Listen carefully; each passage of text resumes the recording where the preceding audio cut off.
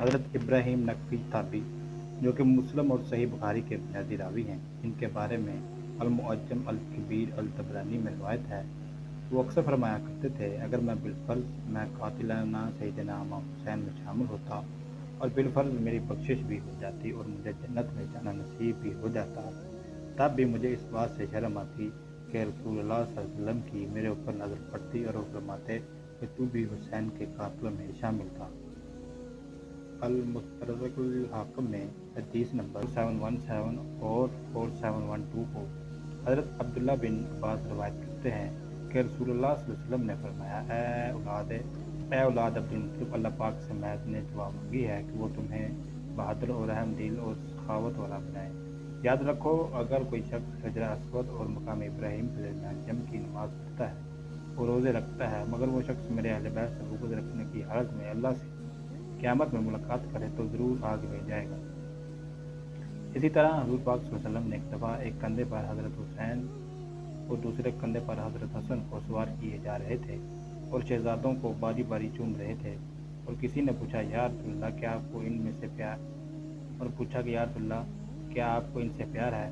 تو حضور پاک صلی اللہ علیہ وسلم نے فرمایا، ہاں میں ان سے محبت رکھتا ہوں، اور جو ان سے محبت رکھے گا گویا اس نے مجھ سے محبت کی، اور جس نے ان دونوں سے بغض رکھا گویا اس نے اللہ کے رسول سے بغض رکھا۔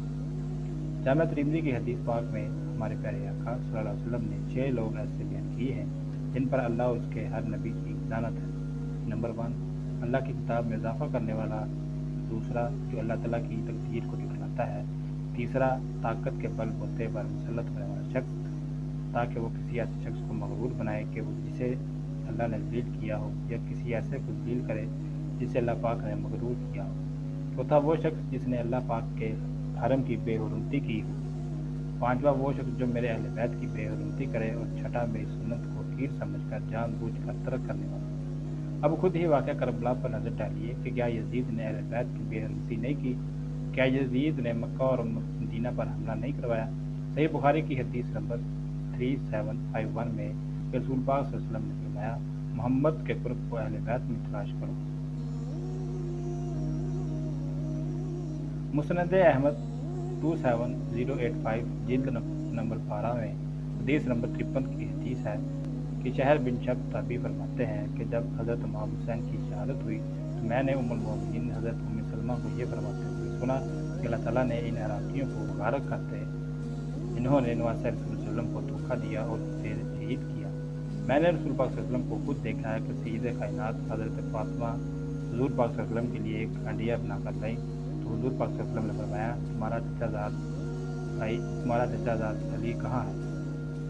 انہوں نے کہا وہ گھر پر ہیں۔ تو حضور پاک صلی اللہ علیہ وسلم نے فرمایا، جاؤ فاطمہ اسے بھی بلا لاؤ اور 7 بچوں کو بھی لے آنا۔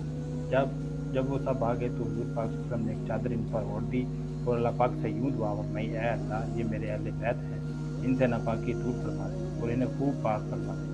مسند احمد کی حدیث نمبر 2165 جلد 2 صفحہ نمبر 93 پر ہے کہ حضرت عبداللہ بن عباس بیان کرتے ہیں کہ ایک دن میں نے دوپہر کے وقت رسول اللہ صلی اللہ علیہ وسلم کو خواب میں دیکھا کہ آپ اس حال میں تھے کہ بال بکھرے ہوئے تھے، چہرے مبارک پر گرد پڑی ہوئی تھی اور ہاتھ میں ایک شیشی تھی جس میں خون تھا۔ میں نے عرض کی، یا رسول اللہ صلی اللہ علیہ وسلم، یہ کیا ماجرا ہے؟ حضور پاک صلی اللہ علیہ وسلم نے ارشاد فرمایا، یہ حسین اور اس کے ساتھیوں کا خون ہے جسے میں آج صبح اکٹھا کر رہا ہوں۔ فرماتے ہیں کہ میں نے یہ دن رکھا ہے اور بعد میں تصدیق ہوئی کہ اسی دن 61 ہجری 10 محرم کو سیدنا حسین کو شہید کیا گیا۔ مسند احمد 648 جلد 1 صفحہ نمبر 336 پر حضرت ابو عبداللہ تابعی بیان کرتے ہیں کہ میں امیر المومنین حضرت علی کے ساتھ سفر پر جایا کرتا تھا اور آپ کے سامان طہارت کا بندوبست کرنا میری ذمہ داری تھی۔ فرماتے ہیں کہ ایک دفعہ ہم سفین کو جاتے ہوئے فرات کے قریب سے گزرے تو اچانک حضرت علی فرمانے لگے، اے حسین، فرات کے کنارے صبر کرنا، اے حسین، فرات کے کنارے صبر کرنا۔ میں نے پوچھا، ہے امیر المومنین کیا بات ہے؟ اس پر حضرت امام علی نے فرمایا، ایک دفعہ میں نے نبی صلی اللہ علیہ وسلم کی بارگاہ میں حاضر ہوا تو حضور پاک صلی اللہ علیہ وسلم زار کتار رو رہے تھے۔ میں نے بے چین ہو کر پوچھا، حضور کس بات نے آپ کو غمگین کیا ہے؟ حضور پاک صلی اللہ علیہ وسلم فرمانے لگے، ابھی جبرائیل میرے پاس آئے تو اور مجھے اللہ تعالیٰ کی طرف سے خبر دی کہ بے شک حسین کو فرات کنارے شہید کر دیا جائے گا۔ اس کے بعد حضور نے مجھ سے فرمایا اے علی کیا میں تمہیں بوتل کی مٹی نہ دکھاؤں؟ میں نے کہا جی حضور۔ چنانچہ حضور پاک صلی اللہ علیہ وسلم نے اپنی مٹھی کھولی تو اس میں مٹی تھی۔ اس کے بعد ہم دونوں اپنے آنسوں کو خاموش ہوئے۔ دوستوں ایسے نواسے کو شہید کیا گیا جس کے لیے نبی اکرم صلی اللہ علیہ وسلم نے کئی مرتبہ سجدہ لمبا کیا، بہت دفعہ خطبہ چھوڑ دیا، کئی دفعہ نماز لمبی کی اور بعض دفعہ جماعت چھوٹی کر دی۔